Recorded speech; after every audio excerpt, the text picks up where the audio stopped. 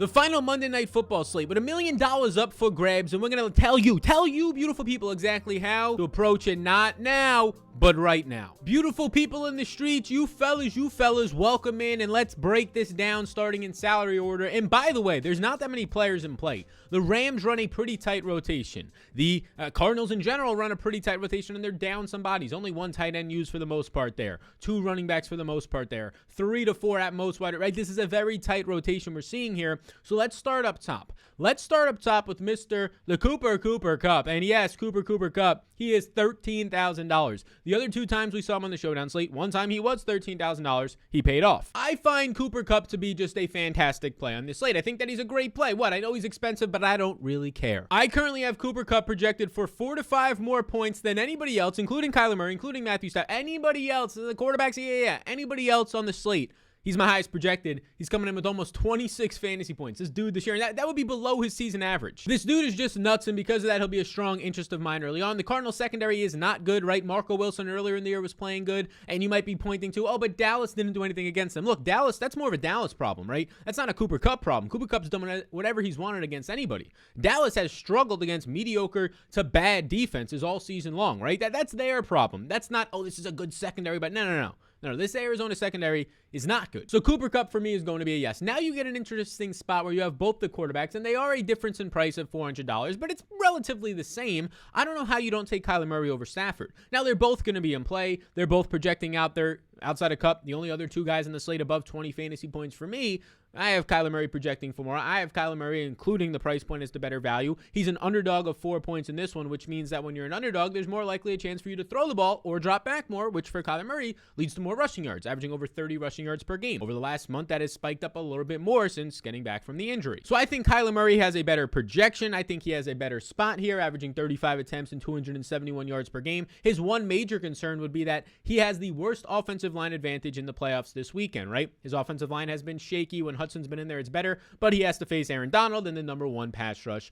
in the Rams. And that's where your concerns come in, if there are any. But if he's going to scramble around a little bit more, maybe it leads to more unscripted plays. I'll take Kyler over Stafford. Stafford's completely in play. He'll have a positive pass blocking advantage here from his offensive line. He's only thrown, though, once over 35 times over the last 5 games. And the reason being for that is just the pure fact that, look, they want to run the ball more. Now they have Cam Akers back, who got 20% of the snaps in Week 18. Now they can actually run the ball even more than they wanted to. And their matchup, whether they want it in the air or on the ground, is good. They have a better matchup on the ground. So Stafford's not throwing as much unless he needs to, and as a 4-point favorite in this one, you might only see 30 Stafford pass attempts, and then they run 30 times, which leads to less upside. He would have to be really efficient, which he has not been lately. So that's how I approach the top of the board, and then we get into this next range here of, it's a pretty steep drop-off. One $9,000 player, and then nobody in the $8,000 range. That $9,000 player is a guy who's battling injuries himself in James Conner, who is running backfield mate in Chase Edmonds, is also battling injuries. So I look at this at $9,400, and I say, we need more information, right?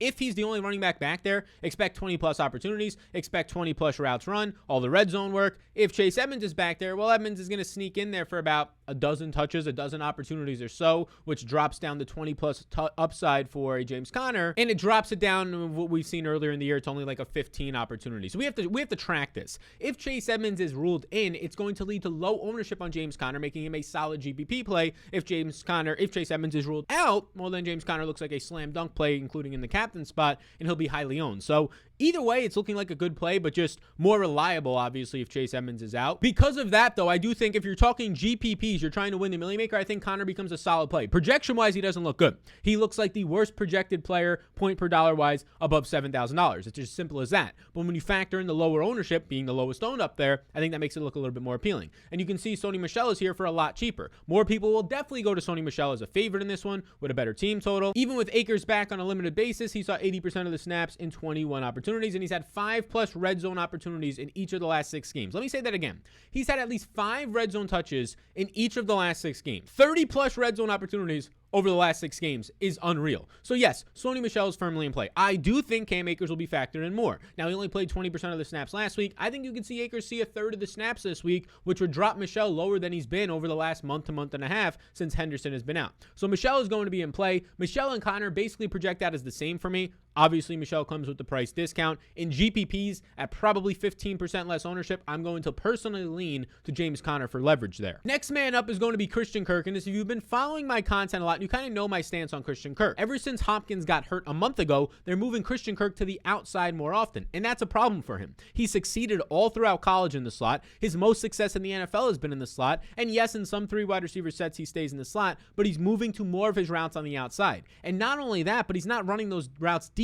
He's running, and that's what this offense is in general. He's not taking deep shots. He right now ranks outside the top 80 receivers over the last month in average depth of target. That does not lead to upside. That is not what you think when you think of Christian Kirk downfield upside. So I don't want to say I'm insanely concerned, because at $7,000, I still expect somewhere around 7 targets for Kirk, right? On the year, he's seeing 6.1 per game, but now there's no Hopkins. The problem for me is these last 3 games, you're seeing the average depth of target and the A-dot drop, and I don't think people will factor that in, meaning I can't be as bullish on him. Next man up is Odell, who very similar things can be said for Odell. The positives for Odell is that he is now operating in 2 wide receiver sets. He has pushed Van Jefferson, and this has been the case for a couple weeks now, out in 2 wide receiver sets. So he's playing on the outside. He plays in the slot on 3 wide receiver sets about a third of the time, mainly Cooper Kupp in that spot. But the problem for Odell is he's also not running downfield routes. Right now he's scoring touchdowns, and that's sustaining him, and Odell is seeing some targets and some decent target volume as well, right? 6.7 targets per game over the last 3, and 35 routes run, exactly 35 routes in each of those 3 games. So the usage is firmly there at 6,800. Obviously the touchdown upside is there. He's just not seeing deep targets. Like since that Packers game when he had the deep target, he's not really seeing much downfield. So Christian Kirk and Odell are a very interesting combination here. I like both of them. It depends on what your total lineup is to kind of decide who do you want in there. Do you already have one of their quarterbacks? Do you already have 2 of their pass catchers? I'll now maybe go to the other team's wide receiver. But Kirk and Odell are both similarly priced. They're not seeing as many targets downfield, but we know that they're explosive and going to see volume. So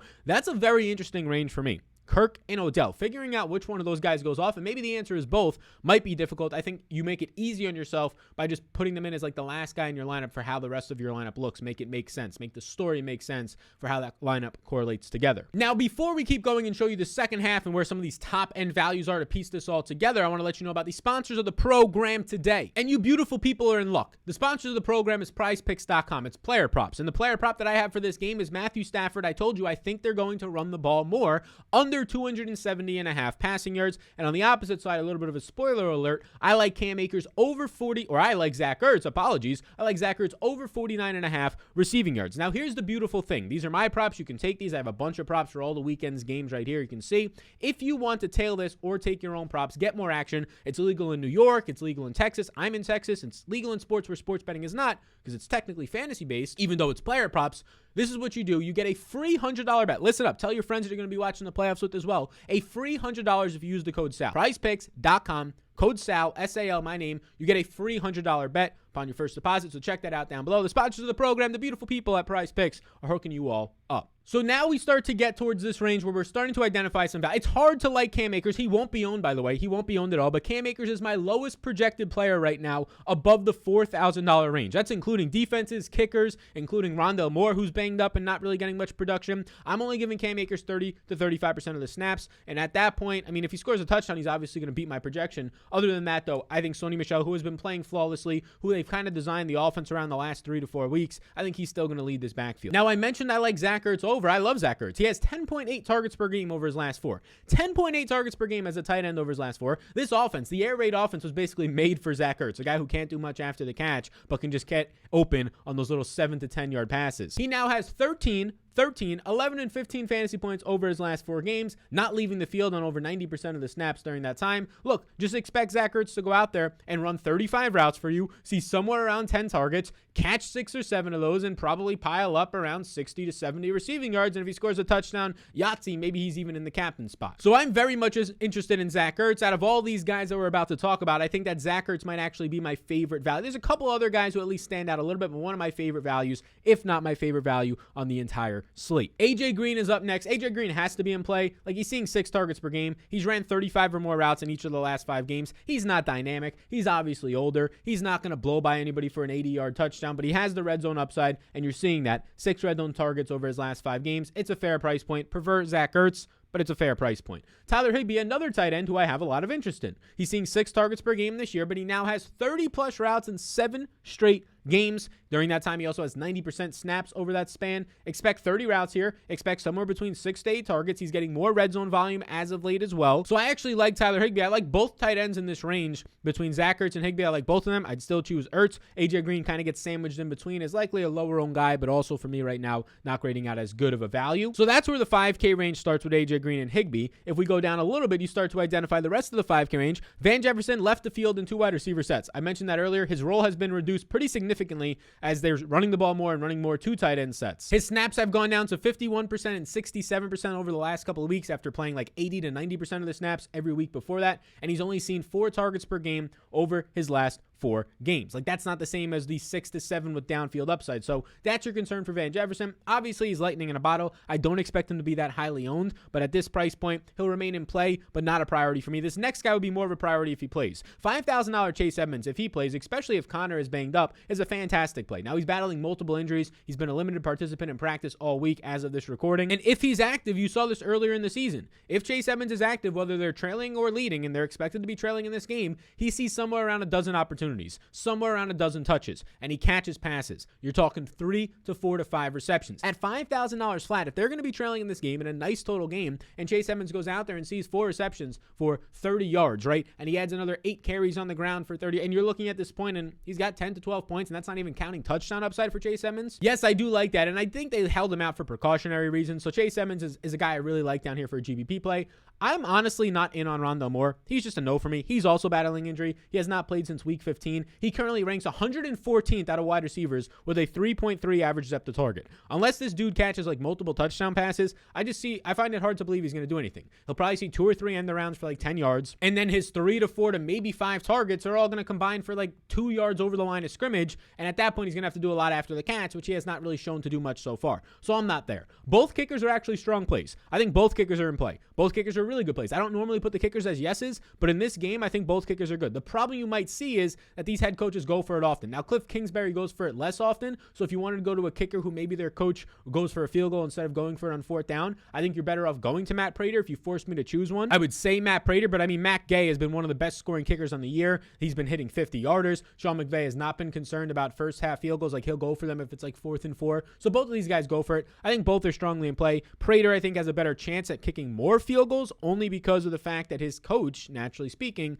kicks field goals more often than McVay. Both defenses are also in play. If I had to rank it, I would still choose the kickers. If I had to choose a defense, I would end up choosing the Cardinals. They're cheaper, and these defenses look very similar to me. I don't care if the Rams are projected for more points. Stafford pick 6s obviously of late, but just in general, the kickers stand out more than the defenses for me. And now we'll get to the final 3 plays where maybe, and I think we can identify a super value for you beautiful people. If you're still here right now, take 2 seconds and hit the subscribe button. I greatly appreciate that and all of you beautiful people. Let's close it out. Let's get you guys some $1 Eno Benjamin is not in play. If Chase Edmonds is in, he won't even see a snap. If Chase Edmonds or Connor, if one of the other running backs misses, expect similar usage, probably a little bit less since it's the playoffs and more is on the line. I don't know if you're going to trust Eno Benjamin as much as the veteran James Conner, but he played about 35% of the snaps in week 18. I would expect closer to like 25%, maybe only 20% in this game. He's not that efficient. I'm honestly not interested at this price tag. I'm not going to go there. The final 2 players on the slate, Antonio Wesley has to be a yes. Like, I don't know how $1,800 Antonio Wesley is not a yes. I don't think he's good, but he's a wide receiver who's in this offense as a starter for Hopkins. He was with Cliff Kingsbury in college, and Kingsbury obviously likes him.